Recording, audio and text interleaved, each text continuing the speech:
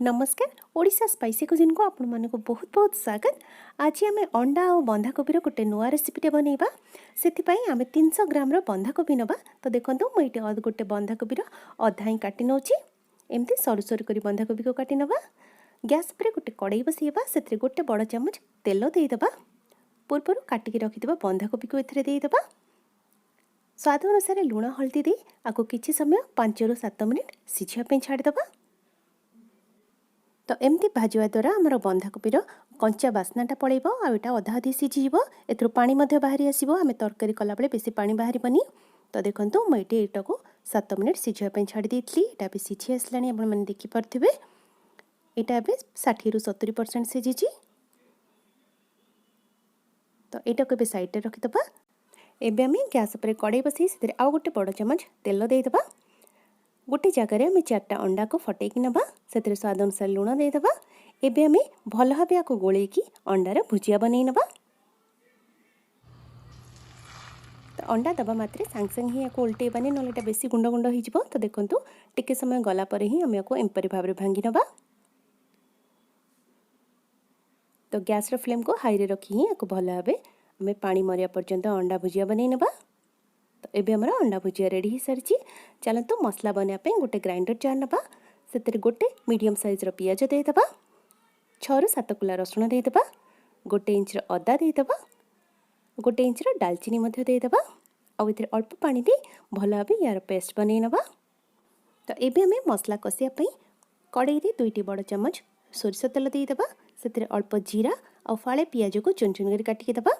पियाज एमती हो आसले ए पूर्वर बनईक रखिथिबा मसला पेस्ट देदेबा। आपको लो फ्लेम रे भल भाव कषिबा। तो ये देखिपे मसला भी भल भाव कषि सारा। गोटे बड़ टमाटर को काटिकी देबा। ता सहित आम गोटे छोट चामच लंका गुंड देदेबा। अल्प मसला पे हल्दी गुंड देदेबा। अल्प लुण दे टमाटर को सॉफ्ट होगा पर्यंत कषिबा। आपण चाहिए को घोड़ेकी कषि पारे। तो देखो मुझे घोड़ेकी कषि नौ। टमाटर ए भल भाव सॉफ्ट हो सारा। तो ये आम ए गोटे छोट चामच चिकेन मसला देदेबा। चिकेन मसला तरकारी टेस्ट बहुत बढ़ईदेव। पूर्वर आम सीझेक रखि बंधाकोबी देदेबा। जमती आम बंधाकोबी तरकारी बनई था सेमती ही आम को कषि कषि बनइबा।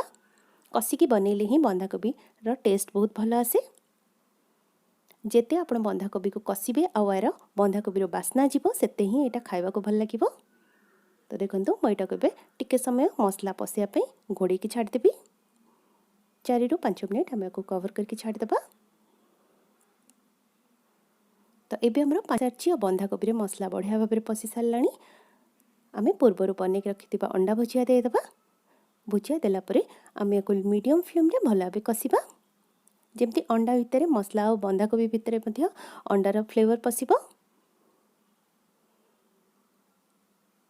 तो ये देखिपे मु हाई रे रखी पूरा पानी सुखे नेबी। तो ये रेसिपी को आप घरे थे ट्राए करूँ। देखिए सब बेले बनइबे। एबे आम गोलमरिचर गुंड देदेबा और अल्प धनिया पत्र देदेबा। तो एबे हमर अंडा दिया बंधाकोबी तरकारी बिल्कुल रेडी हो सारी। आपड़ चाहिए को गरम भात में खाईपारे किंतु यहाँ रुटी सहित ही टेस्ट बहुत भल आसे। तो मुझे देखो रुटी सहित आपको सर्व कर नौची। तो एमती नुआ रेसिपी घरे थे निश्चय ट्राए करूँ। जदि भल लगे मो चैनल को लाइक शेयर सब्सक्राइब करूँ। देखा हम किसी नुआ रेसिपी सहित। से पर्यंत रही नमस्कार।